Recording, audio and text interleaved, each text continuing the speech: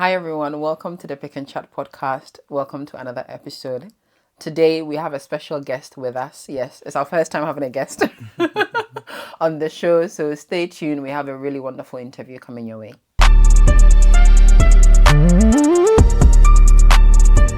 All right, so Kingsford, welcome. Today our guest is Kingsford Owusu, and I'm going to tell you more about what he does. But actually, I think I'll get him to introduce himself. So Kingsford, introduce yourself to us, and then we'll take it from there.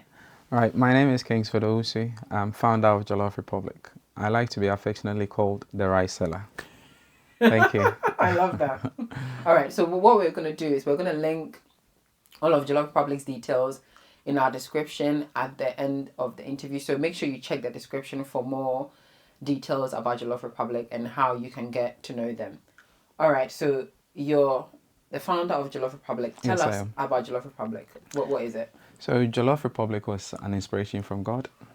I didn't think of opening a business, to be honest, or a restaurant, but I had worked in the industry for 10 years. So I wanted to transfer those skills and see what I could do for myself. Because of course I saw the opportunity that there isn't any fast food African restaurant place in Leicester, especially of Ghanaian extraction. So I thought of it that, let me do something along those lines. And Jollof, of course, was becoming very popular, similar to the Afrobeat genre of music. Ghana Jollof. Ghana Jollof, yes. I know that, especially that, the banter about the Ghanaian Nigerian thing has given it that much popularity. So I tapped into it, and then the rest, they say, is history. Yeah. Okay. So for people who've never heard about Jollof Republic, especially people who are not in the Midlands area, what would you say Jollof Republic is doing in Leicester? What need is it fulfilling? So for me, especially it's coming from a history, a culture of a people. It's an identity from West Africa. So, the war about Ghana, Nigeria, it's neither Nigeria or Ghana. Of course, we would say we've perfected it in our own ways. We've put our own twist to it. Unfortunately, a lot of people prefer the Ghanaian jollof rice to the Nigerian jollof rice. But like I said, it's a culture of a people, our identity. So I also wanted to foster that going forward. So that was one of the most important aspects of the jollof rice. We want to be able to put ourselves on the culinary map, because the Asians are doing it. Why can't we do it too? Okay. So those are some of the things that actually pushed me forward to, champion the jollof. Oh, that's really good. Okay. So let's talk a bit more about the business side of the restaurant. So opening a restaurant, what are some of the things that you had to do to start off with? So we started from home, like I mentioned earlier on. That was June 2022. Okay. I started with my wife. She also had experience in the fast food industry, so we kind of knew a little bit in terms of operations. But when it got to the legality side of it, I could do some of the legal things, because I had experience working as a paralegal, so I could do some of that. But the nuances into dealing with the council, trying to get certification, doing it from home, food and safety, food storage, getting them to visit your home to approve it. It was quite a lengthy process, and it's quite difficult. But again, like I said, because I have experience and I was working in the field, I knew how to go around it as well. But it's important to also mention I had a very good friend, Jason, who supported me in trying to do the setup, because he was doing it on Deliveroo already. Oh, wow. Okay. I hope he wouldn't mind me mentioning his name. He doesn't like taking credit for stuff, but it's important that I need to recognize his contribution to where we are now. And he still supports me, gives me guidance and stuff. So it was Jason that supported on the side. So it goes back to show that you need support system in place. But those are the initial setup stages. Okay. And he helped me enroll on Deliveroo. Oh. It was a good starting point, because then that's where you would know, okay, people are interested. I still remember my first order. We had done everything, and I had gone to Nottingham to visit my brother. In all honesty, I didn't expect an order the first day we opened. I should be honest. But I was in Nottingham, and my wife called me. Obusi, we have an order. Wow. I mean, the level of, excitement Yeah, of course. from the tone of voice.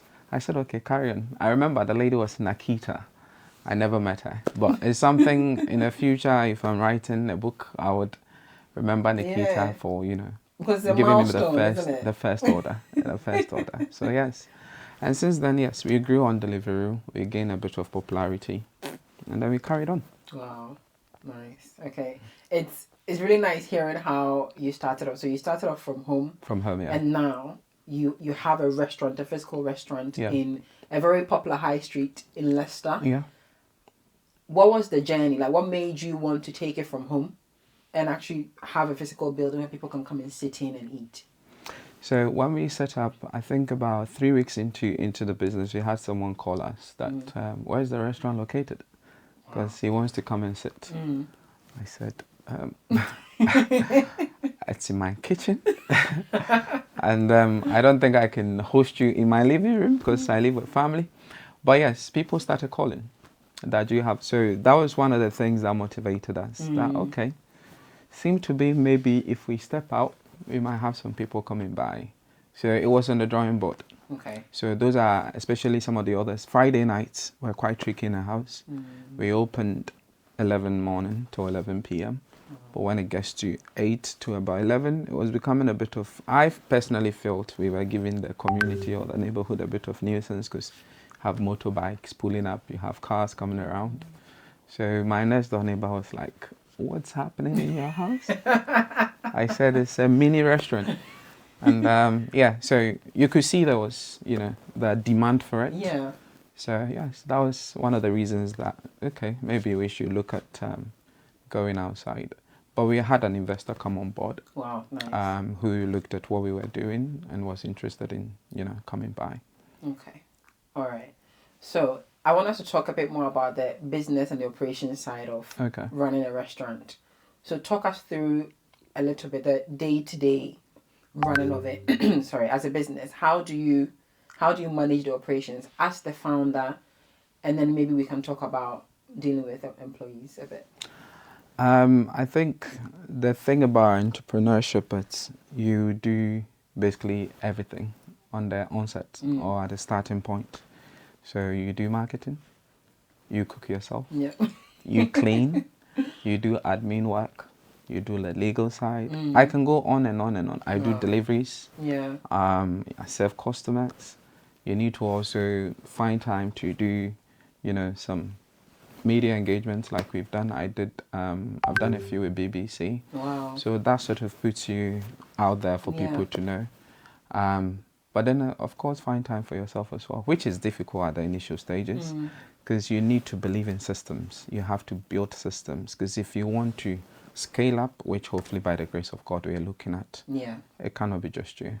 And you should have a support system in place. You should impart in your team and believe in them, because if you're not there, business will still run. But at the initial stages, you find that you have a lot on your plate, which you should start delegating and believing the people you're working with. So those are some other If you ask me how I'm doing it, I'll be honest, I don't know. I don't know, but as the grace of God. It's the grace of God.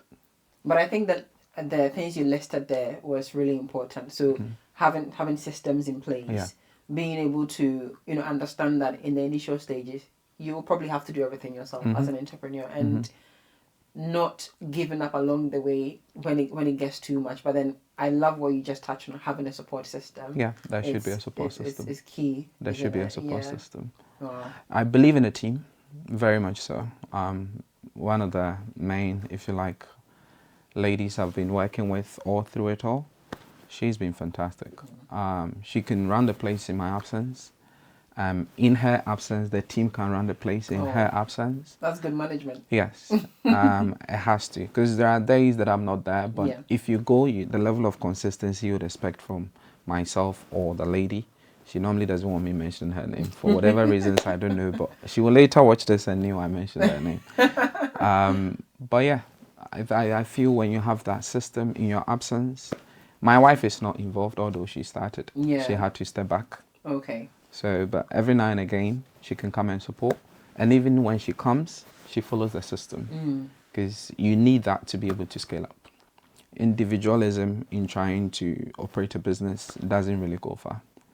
Okay.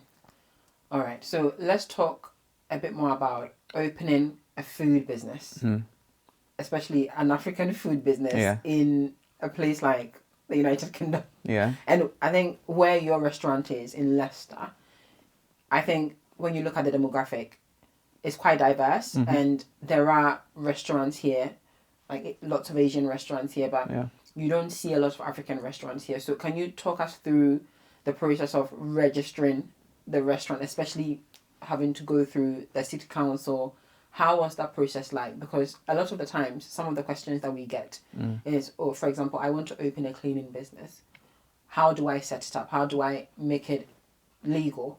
So what were some of the processes that you had to go through, especially around food? Because I know with food, there are lots of... It's very tricky. Yeah. You know, about food. So what was the process that you had to go through? So I knew compliance was very key to the success of the business because UK and their laws, they can close you down any day, anytime with no hesitation whatsoever. So, but again, it boils back to the experience I had because I had run 4 other different restaurants. Wow. Okay. Before I started this. So I was quite very familiar with the legal aspect of food handling, food safety and all that. So that actually helped me because it was a skill I had acquired here in the UK for a decade. So that came in handy. But having said that, there are processes that the council also puts it out there on their website to guide you. Yeah. And I know a lot of people are quite, I don't know, for want of a better word, don't want to reach out, but the council will support you if you need our help. In terms of the registration, of course, you do the company registration with Companies House. That's the first thing. But it's not difficult at all. It can be done within 30 minutes. Payments done. These days, some of the banks are even trying to pay for you to register your company. So it's easy. It's very easy to open a company. Okay. But the actual operation, whether it's food business, like you said, training of your staff, whatever training I have, the staff should have it. Right. And it has to be updated every now and again because the council will visit you. Right. When they visit, they will check your storage. They check everything, you know, cleanliness, whether your staff are fit to work, whether you have the right equipment to operate, whether they are being cleaned properly, they are looked after, maintenance and all sorts. It is a lot to cover. Yeah. I think there is a book called SFBB, Safety, Food, Better Business. It's about that thick. You don't need to read it cover to cover. Yeah. But it will sort of guide you as to, okay, this is what I have to do. That's what I have to do to guide you through. Okay. I know some Ghanaians are doing it from home on delivery. So it cannot be very extremely difficult. It's doable. Yeah. It's just having time to study it. And if you need guidance, reach out to someone that can help. Yeah. I don't mind helping people set up. If Great. they ask me about it, especially my Ghanaian community, or if you like, the black ethnic minority, because I have people come to the restaurant to ask about it. Yeah. And I do support them as and when. I tell them this is what you can do. Because I think we need to empower ourselves and build economy within ourselves. Definitely. It is possible, it is doable. So yes, absolutely. Wow, I love that. And I want us to talk about that a bit more because, you know, amongst our community, especially in this part of the UK, as I mentioned earlier, you don't see a lot of businesses out there from our community. So what do you think it is, especially when it comes to entrepreneurship within our community? What are some of the things that you think stops us? Because you've done it. Yeah. And I'm sure maybe there were times when you were thinking, should I be doing this? So what kept you going and what are some of the things that you think stops us in our community? So I am a very determined individual. But I draw a lot of inspiration from God. I believe in my Christian tenets. I pray a lot. Entrepreneurship is spiritual, more spiritual than physical. Yeah. So, you know, and you should have people that encourage you as well, because this thing can be draining. I know I'm smiling, but behind this smile, at something, it can only be God. That's all I keep saying. Sometimes you you hit the wall straight. You can see inevitably this is coming your way, but some way, somehow, you pull it through. Yeah. So it must be something working behind the scenes that is actually guiding you. Like I said, first 5 years of entrepreneurship, by research has shown no one really knows what they're doing. You really don't know what you're doing. You just have to keep going, keep going, keep going, and be hopeful and be prayerful. If you don't pray, or if you have any source of inspiration, but I believe in God. So that has been my main guiding principle. Apart from that, again, a lot of people are afraid to fail. You know, I think we need to understand that failure is part of the success process. One thing I believe in is mistake. If you study the word actually, if you take the miss out, you take it. So I say if you miss the miss, you take the take.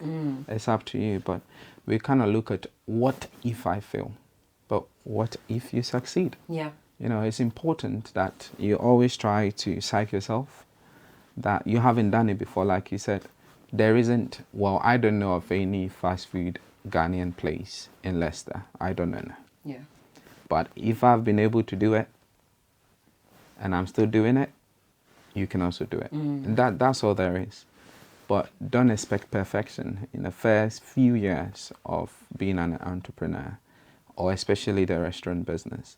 And I can understand. The thing is, statistics is there to show that a lot of startups fail within the first 2 years and within the first 5 years by extension. And our side is very, very, very competitive. You know, so it's fair to have that fear as a human being, first and foremost. And under such a dire economic circumstances, I don't blame people. But you can only believe in yourself and believe in God and keep going. So yeah, if you ask me, I think it's the fear of failure, which shouldn't be the case. If you want to build something, nothing good comes easy, you know. So yeah. Yeah. It's really interesting because I think when it comes to food, especially, you can't just, so for comparing a food business to a cleaning business. If you don't clean properly, no one is going to hopefully get hurt. Yeah. But with food, Yeah. if it's not done properly, Yeah. the consequences can be quite dire. Yeah. So as an entrepreneur, what has kept you going when it comes to the food business? You know, I think despite some of the really big issues that could come out, and I'm asking this because even within Leicester, I've known of at least about 2 restaurants that have small restaurants that have opened up, and within a couple of years they've had to close. Yeah. And I've heard stories about things that have not been very great that's happened. So for you, this is your 4th year, I believe. Oh, third year. 3rd year, and you're still going really strong. What has been some of the things that as an entrepreneur you've had to do to make sure that, okay, we're still going, even if you have to change certain things along the way? What has been some of those things? It's interesting. I mean, it's good you asked this question because in the food space, like I said, it's like guys watching football. Everyone, you know, watching football thinks they can play better. It's when you get to the field, that's why it's a different ball game altogether. So criticisms, yes, will come. Reviews, and I seek a lot of it. And the reason being, when I started as a team member at Burger King, 2012, and I got promoted to be a supervisor in the first year. And then, like, everything you do, you get complaints. Everything you do, you go, because at the end of the day, if you have a complaint from a customer on your shift, you have to report it to your manager. What happened? What did you do right? Was it cold? Was it hot? Was the bun not right? All those questions. And I put my everything in stuff that I do. So I was like, why are these people criticizing me? And I got very angry when I read the reviews. So one day I sat down and I said, okay, you know what? I will take a cue from this. Let me look at the positive side, albeit a negative response or a negative review. And I looked at a pattern and I said, oh, they are not lying after all. So it was a guide. And I like reviews a lot. If people come to my restaurant, they will tell you, this guy will chase you a review. And I don't want the good ones. I want the bad ones to work on them. So that's what would prevent people coming in the future to say, okay, because if you're repulsive on what they tell you, then no one will be willing to tell you. So I ask people for feedback. Tell me. Don't worry. It's not like I'm the best cook. Even the best cook will still have someone not liking their food. Yeah. Because yes, you see it in different palettes of people. People with different taste preference. It's too hot. It's not too hot. I had a review from a lady, English. So she was like, Jollof Republic was my go-to place, but recently it's ridiculously spicy. Oh. I said, okay. So then I looked at what we can do. So we made, the food was mild, because if you want to do it the proper hot Ghanaian, I don't think. Yeah. But some people, for medical reasons, people that have ulcer will tell you it's too, so we kept it at a certain reasonable spice level. Okay. And then we said, okay, we will make different sauces. Wow. And then if you want it spicy, you tell us, we make it for you. Yeah. But this was because of a review that came. If I had ignored that English lady and said, you know what, I'm cooking for Ghanaians, Yeah. what you do, I would have lost that side. Because we Wow. cater for all sorts, people just, I remember an English couple came recently and they were like, oh, we are traveling to Gambia to live there for about 2 years. We're on retirement. And then we read and they eat jollof. So we just Googled jollof and we came. I said, okay. Wow. So we get all those stories from people Yeah. from different backgrounds. So back to what you asked me, review is, I don't know, the traveler's compass, if you like, in our business. It guides you. This is what people are saying. Maybe pay attention. But you have to be also stubborn at your vision. Not to kowtow to every single review, but look for a part and a trend to say, okay, this is what they're saying. Maybe let's do something about it. Yeah. And it will guide you. So that's what we've been doing. So far, we have about 300 plus reviews. Wow. But we are still sitting on 4.7, which is great. That's amazing. In our industry. Yeah. But I ask for it. I really do ask for it. Every single, I told the staff, ask it. Maybe it could be you are not smiling, so that they will tell me and I'll ask you to smile. Because you have to create that welcoming environment for people, because it's an experience. Yeah. Apart from the food, someone wants to just come and sit out, So, but I think most often we don't like criticisms. But you need to have a big heart, an open mind, to, if you like, welcome all those, because those are the people. Because if someone doesn't want you to succeed, they will eat it, don't like it, never step a foot. Yeah. So if they tell you something and you can, and you think it sits within your operations or where you want to go, oh, by all means, just take it. So that has really been a guide. Wow. You hit a point there about it being an experience, because when it comes to food, going to a restaurant, you don't just go because you're hungry. You go because, you want to sit there. You want to probably gather with some friends. And eat. So it is a whole experience. Yeah. And I think the point you made about people not being so open to criticism, especially entrepreneurs, because it almost kills your spirit, isn't it? Yeah. When it's something that you love doing, someone tells you, I don't think you're doing it right, or it didn't meet the need that you were hoping that it would meet. But the point you made about actually use those criticism to keep pushing forward. I think as entrepreneurs, sometimes we're worried about what people are going to say and how it's going to make us feel. Yeah. I think before we started recording, we were talking about how not focusing so much on what, how you're going to feel as you're doing it, but focusing on meeting a need out there. And I want us to talk a bit about your targeted audience, because you mentioned there that if you just focus on just cooking for Ghanaians, you may not listen to other feedback that you get. So in Leicester's a very diverse space. Very, very diverse. What, how are you able to reach out to Leicester and not just the African community in Leicester? So the idea behind the whole Jollof Republic thing was to keep it very simple. When we started from home, it was just jollof. Okay. But back to the feedback, people said, okay, can you do this? Can you do this? I said, okay, I will, if it sits within what I want to do. I just wanted to do rice-based products. Yeah. The nuances of going to do banku, that would have been quite tricky. And I don't think if you come and I am preparing banku, you will be pleased to have it. Running stomach might come your way. But I said, okay, let's keep it that way. Let's keep it simple. So we wanted to master a very simple product and bring it out there to people. So we did have different feedback, do this, do that, but then we stuck to what we wanted to do. Yeah.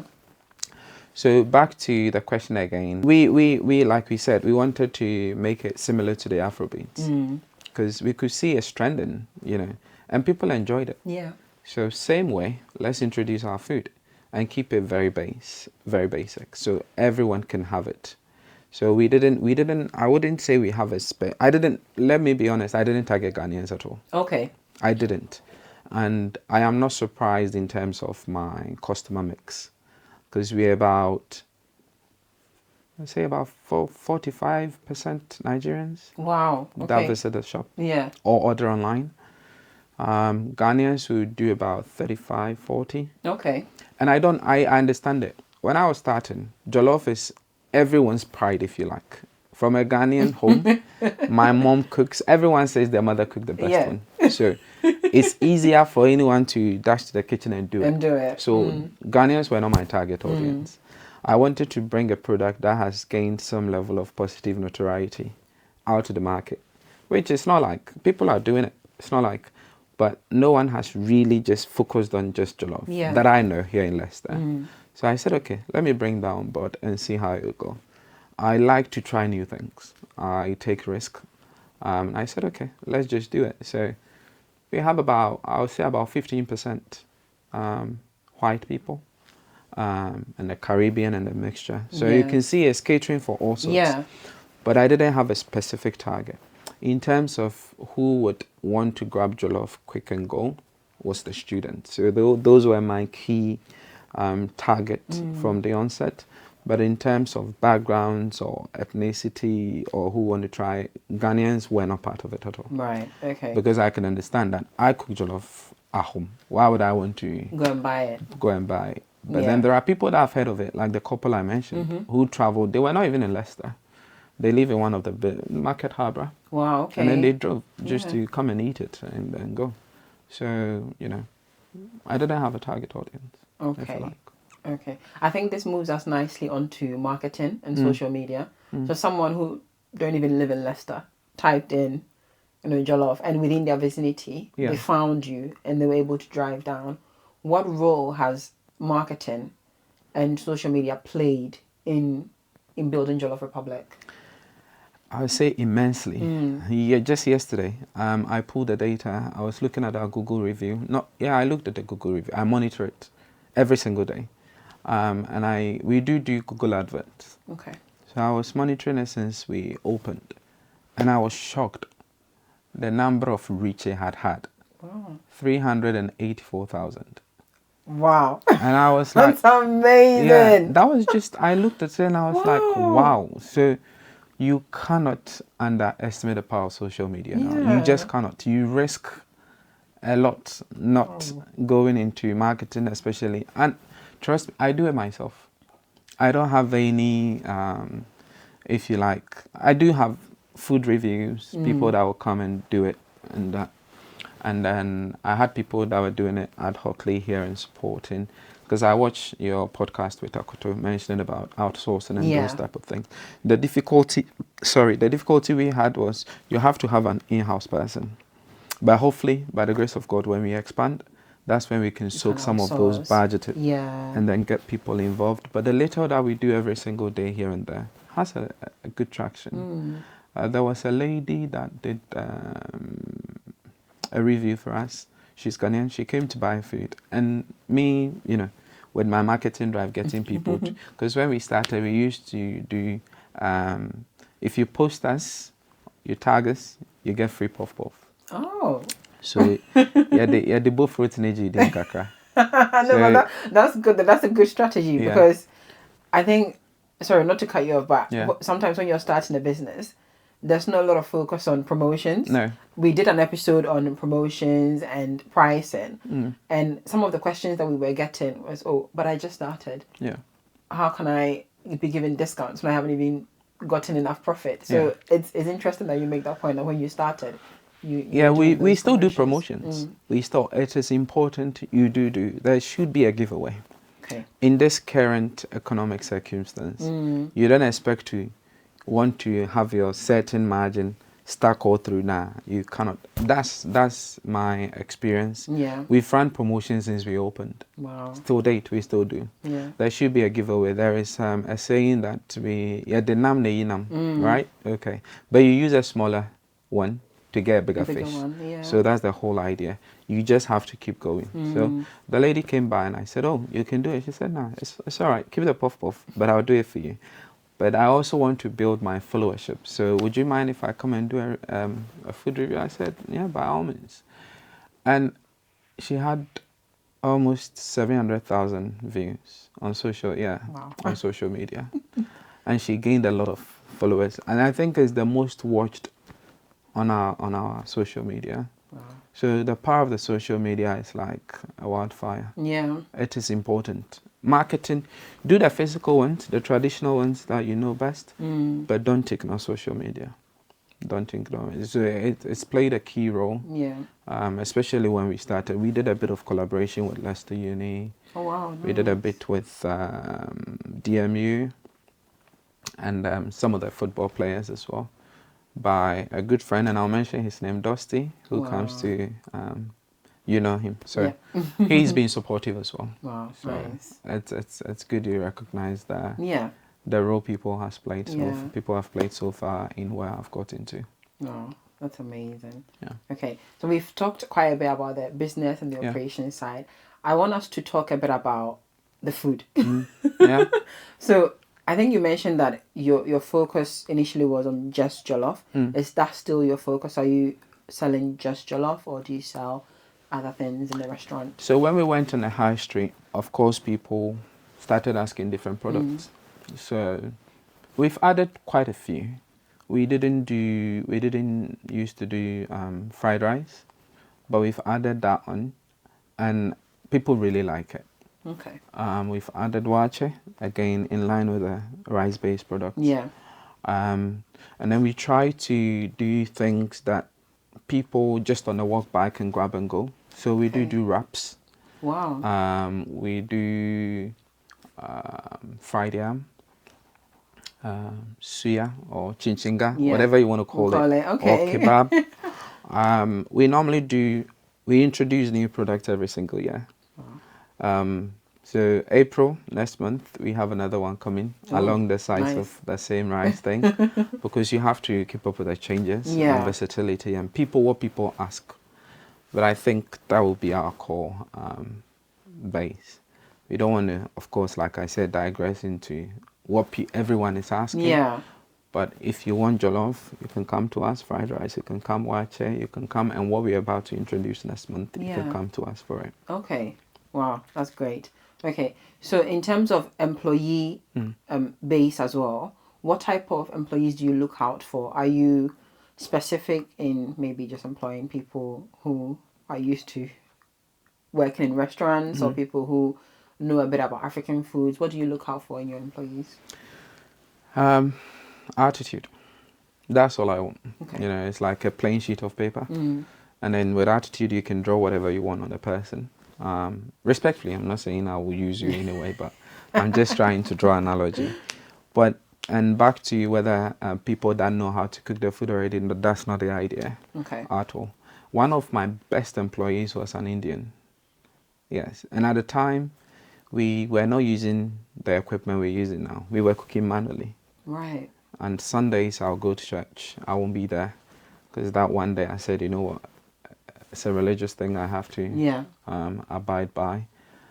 But she would take care of the place on Sunday, cooking on the fire and everything. Wow. So, like I said, back to systems. I don't want it to be, it's only black people that work there, you know, because if you want to expand, you need to simplify the processes. And one of the main things that I am really happy about is the fact that in the future, anyone at all can do it.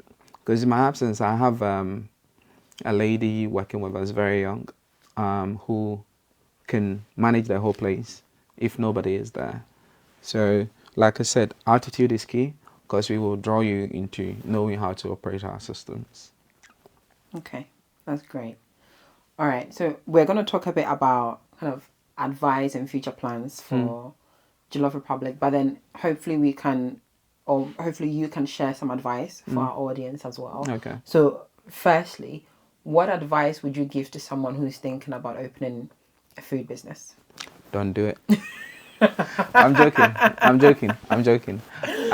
Like I said, back to what we were talking about.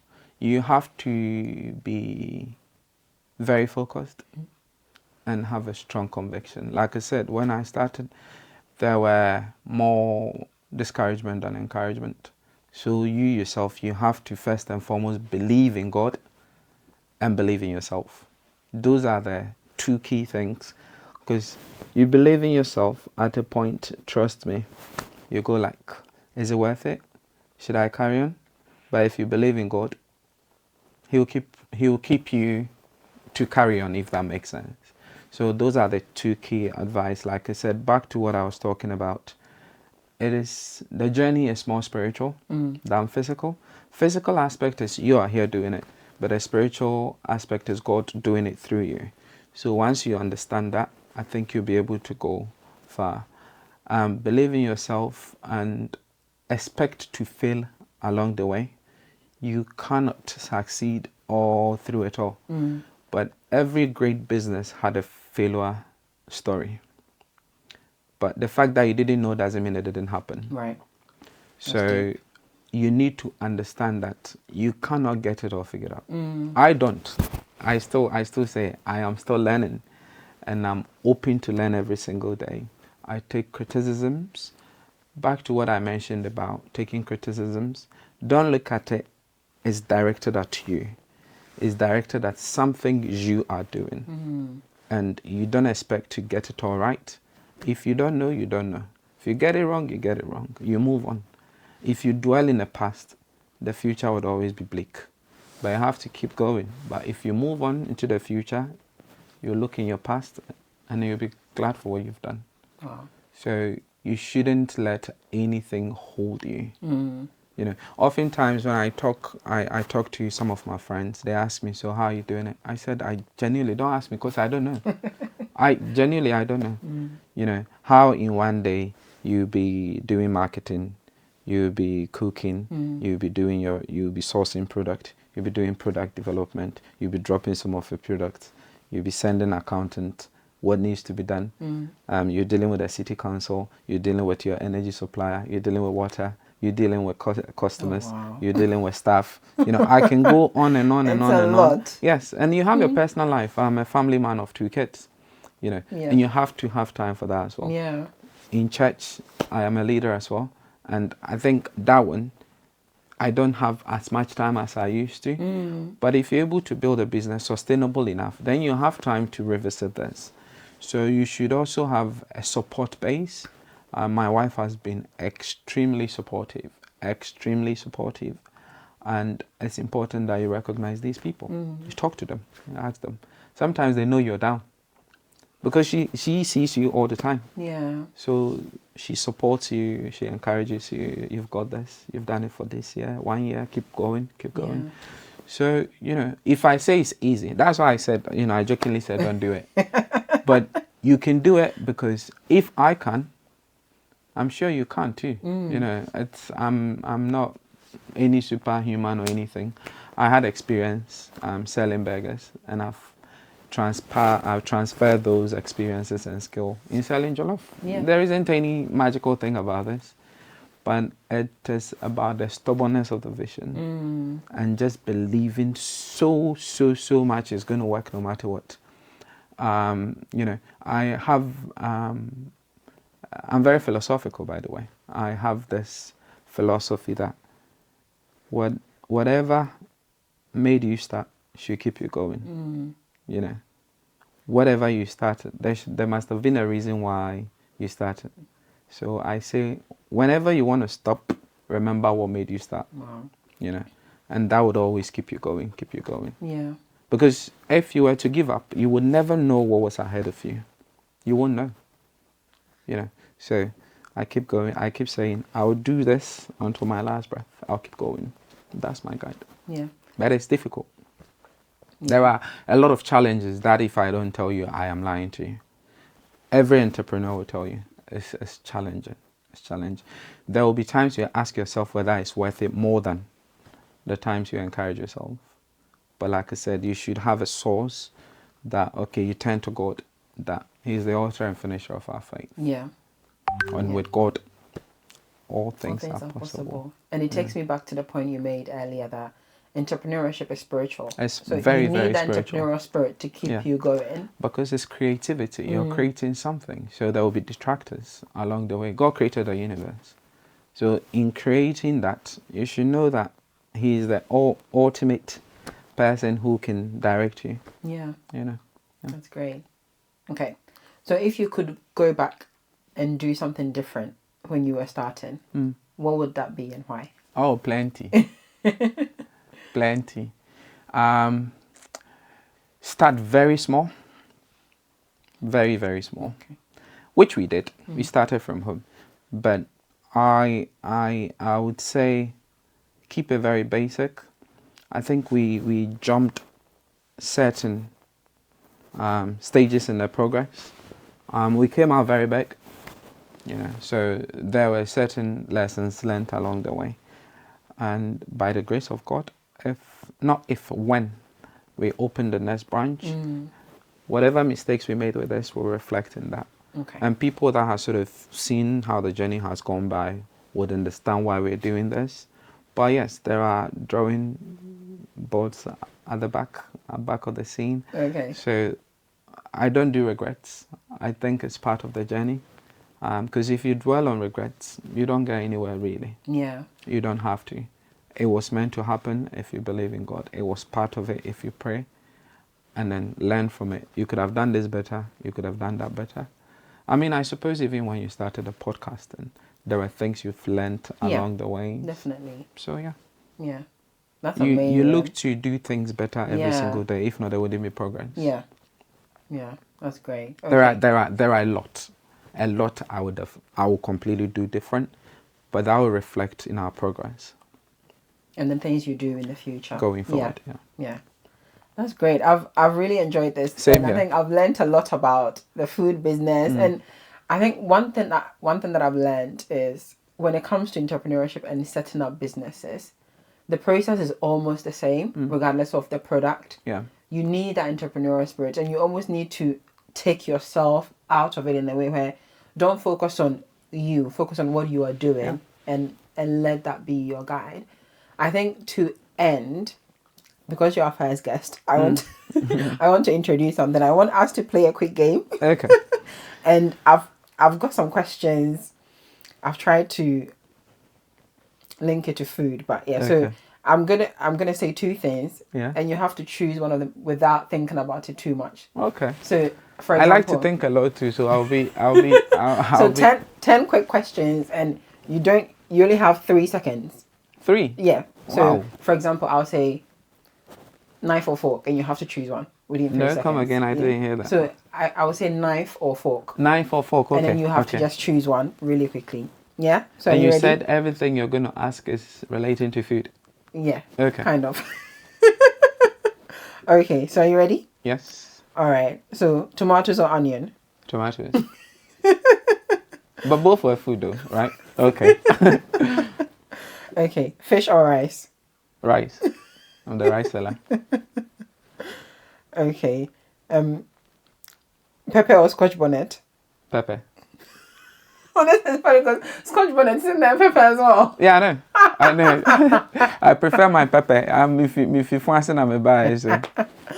Okay. The next one. Apple or mango? Apple. All right. Suya or chicken? Suya. Sorry, just some of them is making me laugh. The questions. Okay. All right. Let me ask you this one. Wache or jollof? Jollof. Of course. I was going to do 10, but I'll just do one last one. Okay. All right. The last one. Let me give you a really challenging one. Leicester or Birmingham? Leicester. That was a good one. But maybe you may have plans in the future to open a Jollof Republic in Birmingham. You never know. We'll see. Like I said, we take one day at a time. Yeah.